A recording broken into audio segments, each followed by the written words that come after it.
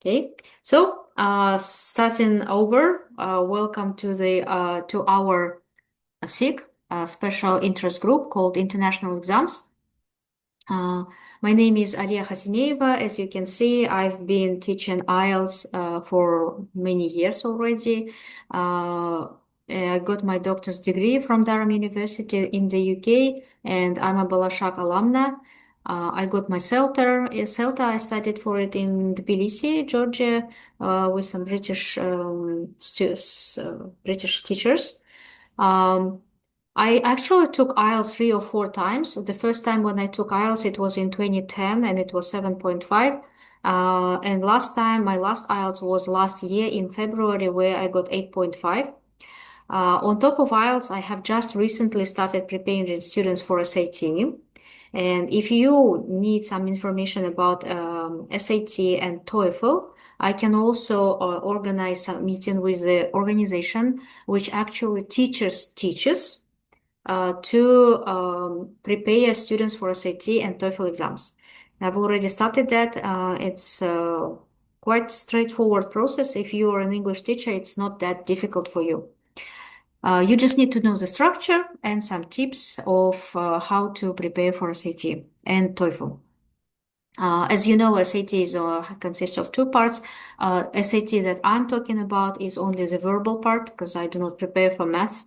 It can be prepared only by math teachers. I'm not a math teacher. So you can subscribe to my Instagram account, aliap.proiles, where I regularly post some useful information about IELTS and other international exams.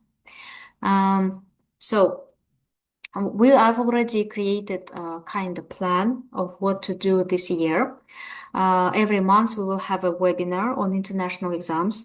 And apart from that, I'm also in the chat where you can send me any questions or some suggestions, something that you want to hear from me or something that you want help with in the context of international exams. So that's probably it about me. Today, without further ado, let me introduce Miss Saule, Aldabirgenova Saule Bekalievna. She has been my colleague for many years at Nazarbayev Intellectual School in Aktau. Saule is a school counselor in Aktau, and she's been there since 2015, quite an extensive experience in the field of vocational counseling. Accredited counselor for Times Higher Education, member of International Association of Councils of Kazakhstan, Center of Humanitarian Technologies of Moscow State University. So I've known Saule since 2017. Saule works with all our graduates, which is quite big pressure. We've just talked about it to some professionals in this field, and they said that one vocational counselor is not enough. But Saulia manages to work with so many students, more than 100 students only in grade 12. On top of that, all the students from grades 7, 8, 9, 10, 11, working with counseling and advising them on how to enter universities, how to write motivational letters and recommendation letters. With Common App, with United States, Korea, and other international universities, including Nazarbayev University and other Kazakhstani universities as well. So, Saule, the floor is yours. Thank you very much for coming today. Thank you. Good day, everyone. Let me just share my presentation. So I hope you can see it. So can you see it? Okay, great.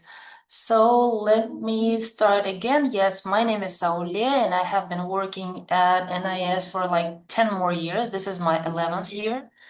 So in my counseling, I tried many courses to understand what kind of approach and methods will be great for our students. And of course, the exams are a very great part of the counseling and the admission process.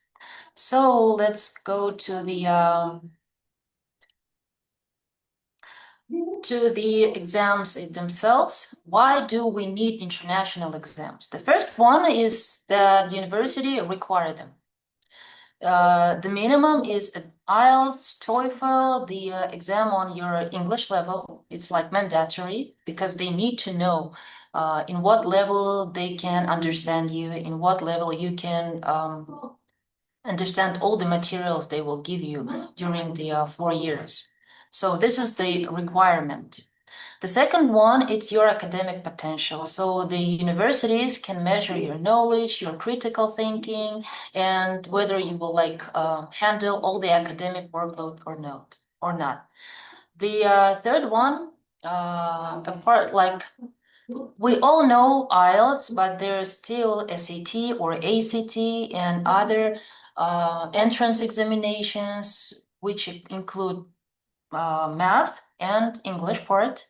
So these exams are standardized, they are universal. So if you pass one of these exams, the university can measure your international knowledge. So, and the fourth reason why do these exams matter, the responsibility and commitment. So they understand that the students, they prepare, they take these exams and show the discipline, responsibility, and readiness for the universities. So the next one, this kind of a types of international exams that you can take. It's like TOEFL, IELTS. Here's the statistics. Uh, I can say the next thing, like even the student can chooses the Kazakhstani university. The top universities of Kazakhstan, they also ask for IELTS, TOEFL, sometimes SAT, for example. Uh, Even in Kazakhstan, SAT can be used for UNT. So there are some kind of parts of work. So SAT matters. This is ACT is the one of the standardized tests, but I'm not sure, but there are no centers where the students can take ACT. So SAT is like mostly enough. And this exam is in every region of Kazakhstan, so it's like very available. Okay. So if you have the IB diploma program, so this is the good things also. If you like ask me, should we need to pass all the exams? Not necessary, but one language exam, yes, and one academic exam, yes. So it's like can be TOEFL ACT or IELTS SAT. So the next one, I can show you the structure of the main international exams. Like I'm a SAT coordinator, so I know how digital SAT goes. So it's about 2 hours. Here in ACTA, we have it 8 times during the academic year. So I also always tell students to pass at least once before the grade 11 or before the grade 12. Like it depends. Okay, for NIS students, I always recommend to pass the SAT at least like in spring in grade 11, so they still can have time to prepare. But I can also say that IELTS sometimes is more important maybe because if you need to pass SAT, it will be very hard to pass it if you don't know English enough. So it's sometimes IELTS is like very important. Okay, I have students who are very good at math, but they still like meet the difficulties when they go to SAT because they sometimes they just do not understand the task. So that's the problem. So if you plan to pass one of the exams, you need to just think what kind of exam is like more important for you. Okay. So this slide is just to compare why do you need exams. Like most of my students, they don't have enough portfolio. They don't have enough extracurricular activities. But they how to say, they are very good at academics. If they are good at academics, they must pass exam. So they can just, how to say this? They can give they can give some alternative, points, scores to universities. If you don't, if you average student, so you just need to work on your portfolio. So what exams can give to universities? Like, as I said before, it's mandatory and required for admission. IELTS mandatory, SAT, it depends. But if you choose the university who says recommended SAT or optional SAT, it's better to pass it. So it just will give you extra points when they evaluate you. For universities, they gain confidence that you meet international standard. So this is the next reason to take the exams. And what you reflect, it reflects the ability to perform under the standardized conditions and show responsibility.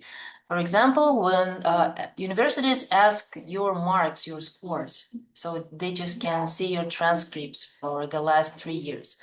But all students must show the transcripts. If you need some extra points so they can know you better, you can give the scores of your international exams. If you have extra portfolio, that will be great because they can see what you have beyond academics, how you think, your outlooks, your values, and etc. So sometimes, if exams are mandatory, portfolio can help you, the universities, to be sure that they choose the right person. Okay. So next one. Common mistakes when students think they need exams or not. In my practice, I made all these four mistakes. The first one, they register at the last minute. When they do it, the system, for example, ACT College Board or IELTS, ITP, IELTS Kazakhstan, they might not have available seats, or there can be some technical problems. So that's the main mistake for me. This next one is lack of preparation strategy, because I have students who think that they can pass any exam when they go it through first time. So they don't have any strategy. For me, at least 2-3 months must be given for the preparation. Ignoring deadlines, I mean they ignore deadlines of the universities, because when the university give you the deadline, it means that you have to give your current scores of the exams just by this deadline. They don't do it. And the last one, I think it's a mistake. Some of the students can take the exam because everyone does, because the classmate does, because parents are asking. So that's the mistake for me. And the recommendations I can give, the first one, before you plan to take any international exam, you need to know the university requirements. Do they need this or not? Well, IELTS, TOEFL, yes, of course, but do they need standardized tests? You need to just go through the website and find this information. The second recommendation, you always need to create the plan. When, for example, when you need this exam, when it's better to pass it, and do you have enough time to prepare for any exam? So start your preparation early. It means that you need to have at least 1.5 years to prepare for the admission process, and of course, included the international exams. And I always recommend students to go through the mock exams, like mock IELTS, mock TOEFL, and the SAT has the 5 or 6 preparation practice tests. So it's better to go through them before the actual exam. So the student need to remember that the results of international exams are sent directly from the official center. So it means that the delivery can take 1 to 2 business days. Sometimes they just don't guarantee uh, the um, the clear delivery, I could say. So it's better to pass the exams at least 2 or 3 months before the deadline of the university. Okay, so here's the table of like average requirements of the SAT IELTS scores for the universities. So we also how do we plan the top universities? Sometimes some students can go to average universities, and it always depends on the countries, on the cities, on the level universities, what kind of score they are asking. But in I can say that IELTS, you better take it 6.5 minimum, like to be in the comfort zone. Sometimes, like Asian universities, they don't ask 7, 7, and 5, like 8.4 and more. They always say to me, okay, 6.5 is okay for us, but they always look at the SAT, because SAT can give the can show the academic level of the students. So this is like average scores that you need to have. Asia, Europe, and the United States. So, and the last one, I would love to say that requirements on the SAT and IELTS scores or any other international exams, they always vary by the university, the program you are choosing, the country, even the city you are choosing. So you need to always check the official website and see what kind of requirements on exams they are asking. Okay, so uh, for me, that's it. If you have some questions, I can ask. I can answer. Okay. Thank you very much, Solia. That was really helpful, especially the one that the previous slide where you gave us information about the required scores. Or very often students ask me, tell me that they need 8 and higher. And when I ask them why they need 8 and higher in IELTS, they don't know what to say. And I will always tell them, go to university website and find out what score is required there. And only after that can you prepare for it. You cannot all aim for 8.0. Why? Why?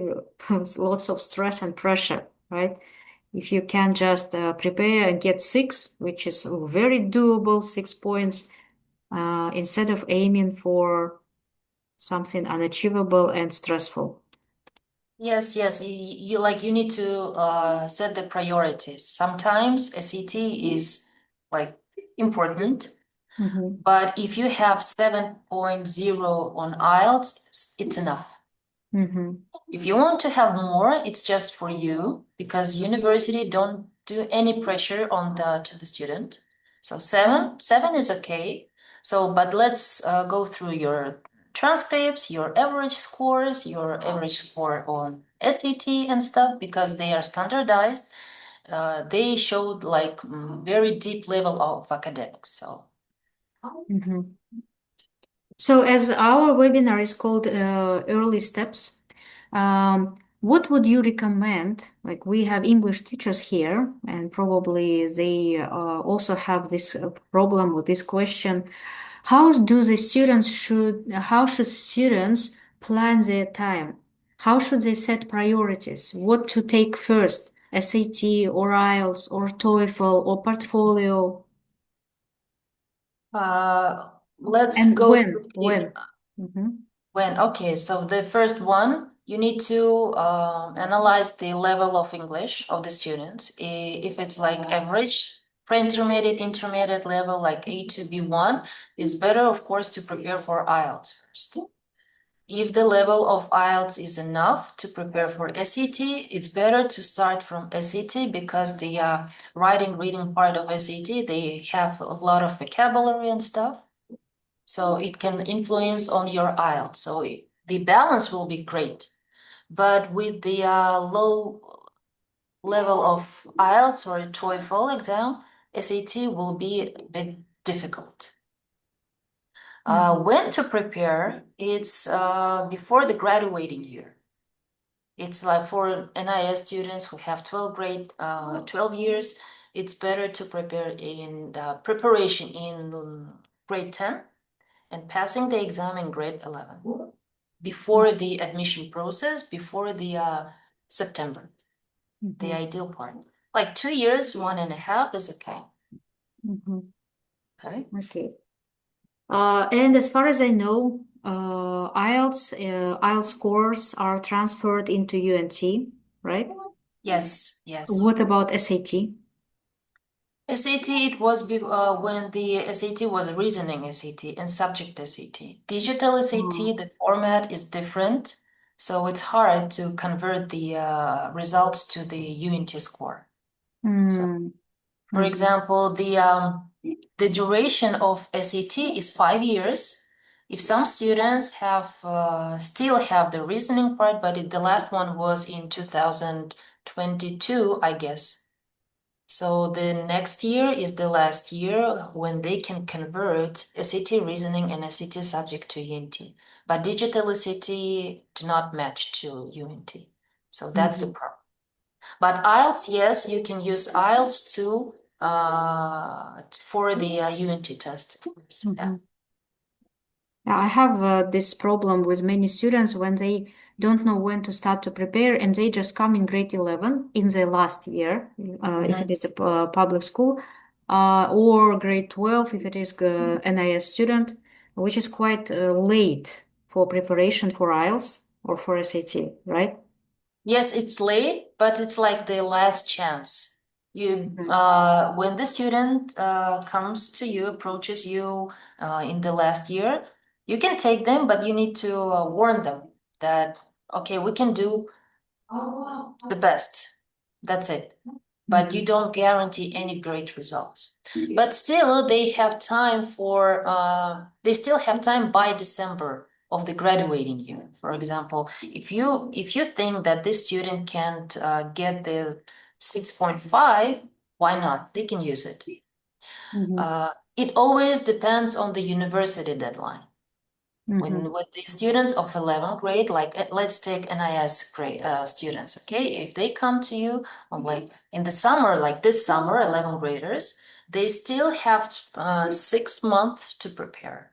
If Mhm. it's not if it's not USA universities, if it's Europe, Asia, yes, they still have a chance to go through the admission process, but they just need to work hard. Okay, Mhm. it's I a see. risk. Mhm. And before that, you need to say them like, yes, it's risky, but if you work hard, if you like, if you go through your great time management, if you can use all the resources I give you, you can find, yes, you still have a little chance. Okay. It's like the percentage. Okay. Mhm. Like 50-50, 45, 65. Mhm. Okay, so. Yeah, and another question is that some students, some t parents write to me asking to prepare the students while they are in grade 8 or 9, Mhm. which is too early for IELTS. For IELTS, maybe, but general English, vocabulary stuff, you can, again, you can manage his time. So in grade 8, let's focus on vocabulary. Grade 9, let's focus on grammar, for example. And in grade 10, they can be prepared for IELTS. And in grade 11, they can pass it. Mm-hmm. Mm-hmm. Yes, I totally agree. Grade 7, 8, 9, general English. Grade Yes. 10, preparation for IELTS. It could be pre-IELTS or IELTS courses, focusing on the IELTS exam, or focusing on SAT exam if IELTS is not an issue, as you said.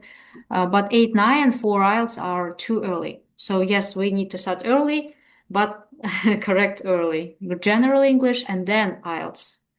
Yes, I do believe that general English is first, then Mm-hmm. IELTS, of course. Mm-hmm. And you can suggest them to write essays, little essays on with the level of 5.5 on IELTS. Essay is great. So they develop their critical thinking, the emotional intellect. So Mm-hmm. like some part of IELTS stuff you can use, but not IELTS preparation. It's early because they need to grow for the IELTS mentally. Mm-hmm. Okay. What about TOEFL? Do you have many students who take TOEFL test? No, because we don't have centers in Agdao, so it's hard to prepare them for TOEFL. And like it depends on the school, what kind of exams they choose to prepare, or they give lessons. So TOEFL is great. Actually, if you go to Turkey University, they ask for TOEFL. They don't ask IELTS completely. They need Mm-hmm. TOEFL, or they can give you their like they have their own exam, so you can pass their own exam. If you want to give the English exam, you need to pass TOEFL. But we just don't have any centers over here. That's why TOEFL is not very popular than Mm-hmm. IELTS. We only have ITP TOEFL test centers here. Oh, great. Mm-hmm. Great. TOEFL ITP is not an international TOEFL. It's only accepted in Kazakhstani universities and can Mhm. be the scores of TOEFL ITP can be converted into UNT. And Great. TOEFL ITP is much easier than Mhm. TOEFL IBT or IELTS. But in terms of the credibility or trustworthiness of these TOEFL tests, are they accepted by all universities equally as IELTS?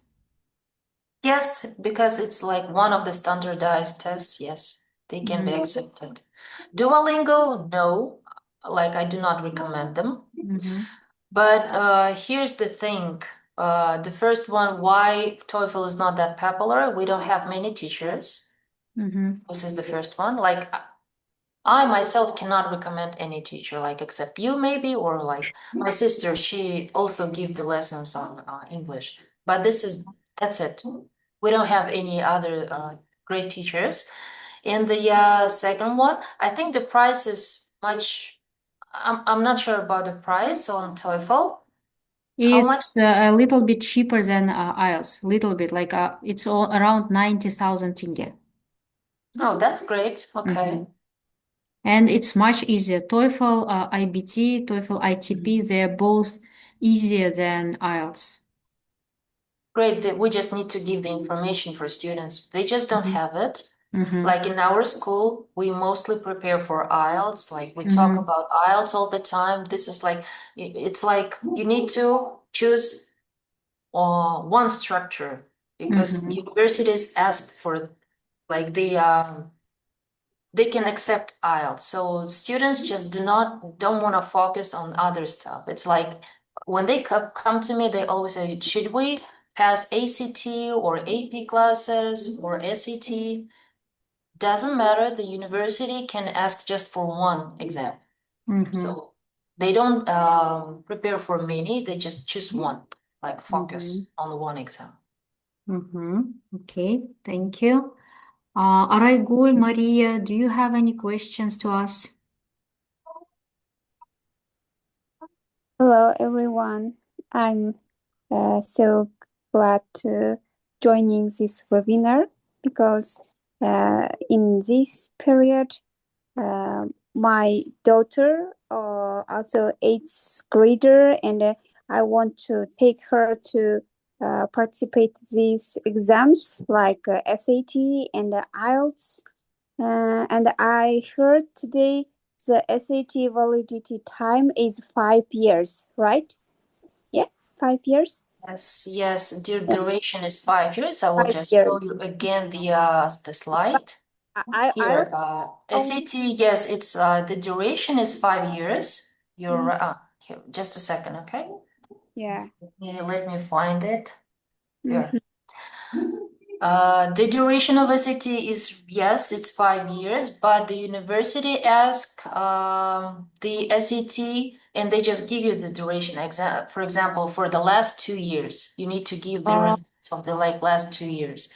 IELTS also 2 years, it doesn't matter, it's okay. 2 years is okay because when the student apply to the universities, it can be 11 or 12 grade, plus minus in the general schools, the ninth grader can pass the SAT and IELTS. In So, NIS, so my question is, U.S. university need this SAT and IELTS, both of them? yes, Both of them. yes. Oh. Because IELTS is in just show you the English level. Mm-hmm. SAT shows the academic level because it includes math also. Okay. Yeah, so I also want to start the prepare the early time. For example, if she is lost, maybe have another chance take next time. So I want to uh, start this summer, but I heard some courses only 3 or 6 months, but their price is very high. For example, one course said 6 months will be 650, yeah, 650 tenge. So if I paid for that, so they only prepared my daughter only 6 months, and I'm afraid if she can't pass that exam. So I don't know what will we do. Maybe the first year we are going to prepare just for IELTS, and then we'll maybe after ninth grader starts the SAT. How do you think? Okay, first you need to analyze what kind of English level your daughter has. She at present she has B1. B1, no, B1 is not enough for SAT. So it's better to go through IELTS and English, like general English first. Second one, the preparation for SAT, you have 11 years of study, right? Yes, 11 years. Yeah, it's better to start after grade 9 because like grade 9, it's like in our system, it's like general education. Like uh, you complete the general education, like you complete the main course of math and other subjects. So SAT, you need knowledge of math at least of like 9 years. Okay, after that, of course, you can prepare. And the courses I know, the centers I know, they prepare SAT not 6 months, but around 2 months, like before. How to say it? Like in we have 8 SATs here, like it goes on like the exact time. Like let me show you. I was like doing it. Just a second. Как это вернуть? If I have it here, just let me open you the schedule of SAT, okay? And as your daughter is in grade 8, I wouldn't recommend to start preparing for IELTS now. As we said before, 8 and 9 grades, they should be working intensively on their English level. And then it would be much easier for her to prepare for IELTS and SAT. If she improves her level over these 2 years up to the level of B2, it will be enough for her to prepare like for 2, 3 months and get 7 and higher in IELTS. With level B2, it would be easier for her. Then Yes. 2, 3 months preparing just strategies, structuring, some tips for writing, speaking, and then she can pass IELTS. And after that, she can start preparing for SAT because SAT is more complicated, more advanced than IELTS. Okay. I will show you the this one. Can you see it? Oh, yes, yes. Yeah, the Yeah. schedule of SAT, it's like starting from August to Can till you June. enlarge it, Sole? Here? Thank you. Okay. Yes. Okay. So approximately every year are the same schedule.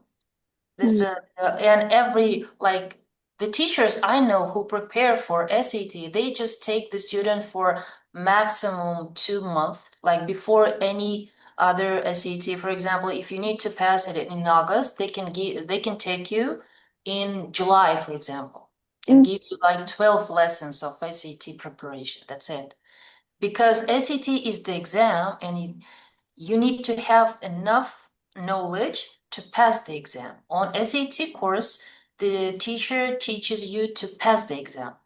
They don't teach you any math course, and they don't give you any lessons on English. They just teach you how to pass it. But before, you need to have enough knowledge to pass them. So that's why I recommend you, if your daughter in grade 8, the preparation for SAT is not acceptable, maybe. But we have PSAT, like in American system, they have PSAT. PSAT is the some kind of SAT exam, but for grade 7, 8, and 9. It's like easier than SAT. It's like preparation for the main SAT. Mm-hmm. Okay, thank you. If your daughter knows math well and will update her English level, the average she can take on SAT is around 1,000, like 1,300s minimum. Mm-hmm. This is the average level of SAT. Yes, she is very good at math. And we also state USC 1.5 year. So she can understand everything, but we also need some preparation. And for her, SAT English is harder than math. Yeah, you're right. They can be tricky questions. For Yeah. example, I have students who are very great in math, but they SAT digital SAT math, they have some tricky questions, and they give various like right numbers or right answers of this task. So Yeah, it's if the more about. students, yeah, and if your English is not enough to understand the task, so they just choose the wrong answer. So this can be the problem. Yeah. And I also need to improve her academic vocabulary.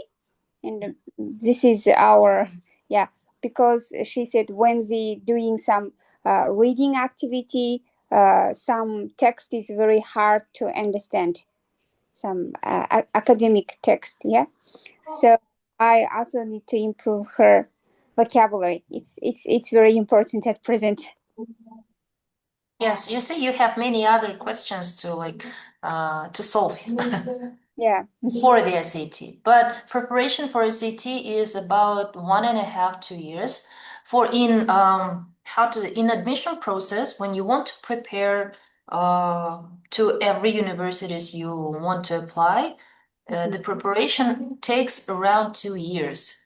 Yeah. With the exams, like it's included into this preparation. Okay. Thank you. Welcome, welcome. All right. Thank you, ladies, for joining our webinar. We will have more webinars on international exams in the future. If Raigul and Maria, you need a certificate of attendance, please text me. I will prepare and send them to you.